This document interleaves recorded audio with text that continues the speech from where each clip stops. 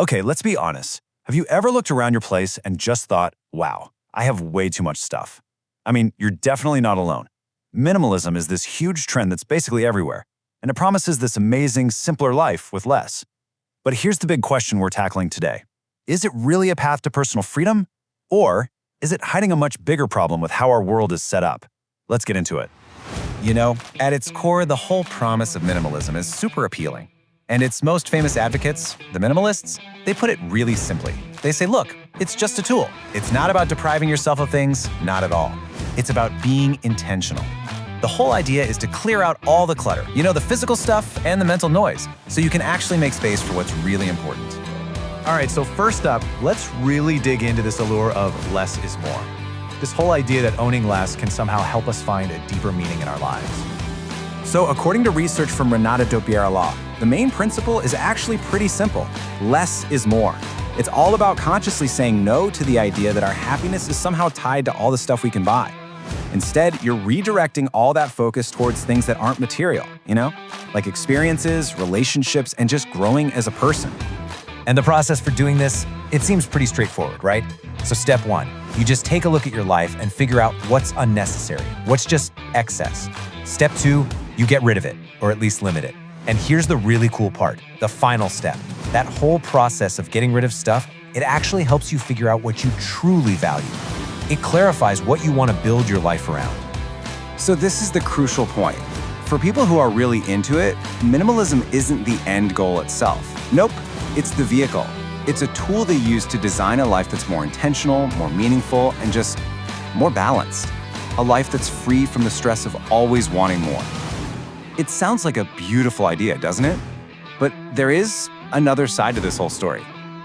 So, what if this whole rejection of consumerism is, well, actually just a new type of consumption?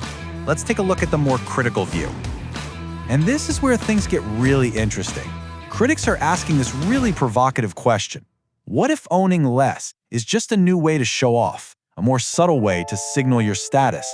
Is it just a way for wealthy people to set themselves apart in a world that's just overflowing with cheap, mass-produced junk?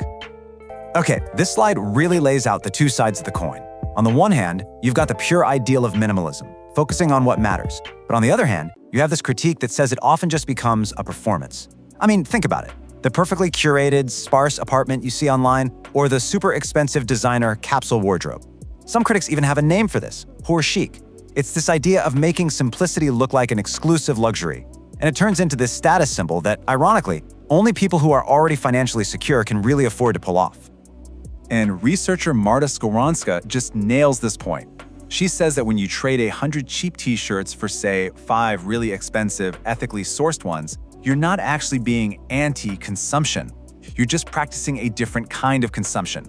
You're still playing the same game, operating within the logic of capitalism, just with a focus on high-priced, fancy brands.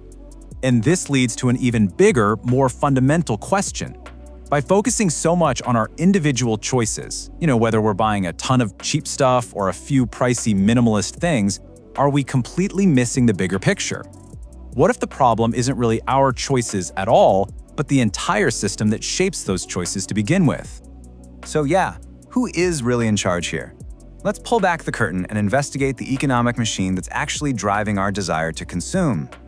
Okay, so we're all taught this one basic idea in economics, right? That we, the consumers, are king. It's called consumer sovereignty. Our demand is what tells companies what to make. But what if that's completely backwards? A lot of economists argue the total opposite is true. They call it structured consumption, and the idea is that profit-hungry companies make stuff first, and then they create the demand for it through a ton of marketing and advertising. The economist Anwar Shak breaks down this whole engine perfectly. It all starts with companies producing goods they think will be profitable. Simple enough. But to do that, they have to buy materials and, of course, hire people. Now here is the absolute key. The wages they pay out to their workers and the dividends they pay to their owners, that money becomes the consumer demand for the very products they just made. It's a cycle. So in this view, production isn't just responding to our demand, it's actively creating it. So how on earth does this system convince us we need all this stuff? Well, the philosopher Herbert Marcuse had a great term for this: false needs. These are not our real, genuine needs, for things like food, shelter, community. No, these are manufactured desires. They're created and then amplified by advertising, and they have one purpose: to keep us buying and to keep this whole system of endless growth going. And this engine, it comes with a very real and frankly very dangerous cost. I mean, just look at this. There's an incredibly strong link between economic growth, which we measure as GDP, and greenhouse gas emissions. It's pretty simple, really. More production just means more resources being used, more energy being consumed, and a much, much bigger impact on our climate. Sociologist Alan Schneeberg had this perfect metaphor for it. He called it the treadmill of production. And it's exactly what it sounds like. The whole economic system needs to constantly grow just to survive. So it forces all of us to run faster and faster, producing more, consuming more, completely regardless of the consequences for society or for the planet. It's a system that literally can't stop itself. So if the real problem is the treadmill itself, then how in the world do we get off of it? Well, that brings us to our final section, thinking about solutions that go way beyond just trying to be a better consumer. And this all leads us to a pretty logical conclusion, right? If our personal choices, even something as intentional as minimalism, can't really stop this massive engine of production, then we need solutions that can. We have to start thinking bigger. And researchers have proposed some really big systematic shifts. For example, imagine something called economic democracy, where the workers, not just the shareholders, actually get a say in what a company produces and how. Or how about work time reduction, a shorter work week that lowers the pressure to constantly produce and gives us all more time for living, not just earning and spending. And finally, what about strong regulations on advertising to stop the creation of those false needs we talked about? Which really leaves us with a final, massive question. Is the ultimate goal here just to become a better, more mindful consumer inside a system that's fundamentally flawed? Or is the real goal to build a completely different system? A world where our happiness and the health of our planet don't depend on us having to constantly fight the pressure to just buy more stuff.